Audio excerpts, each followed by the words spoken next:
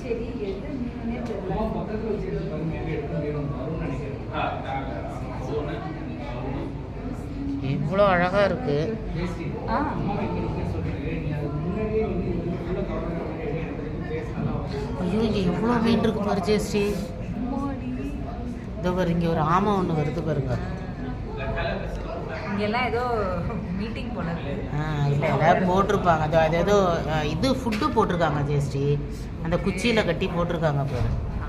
Okay. அதுக்கு தான் எல்லாம் வந்து சாப்பிட்டுட்டு கிடக்கு. ஆமா சூப்பர். ஆமா ஆமா அதோ ஆமா இழுத்துட்டு வருது பாருங்க.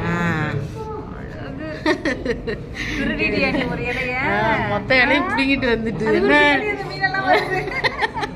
எங்களுக்கு கொஞ்சம் குடுறா.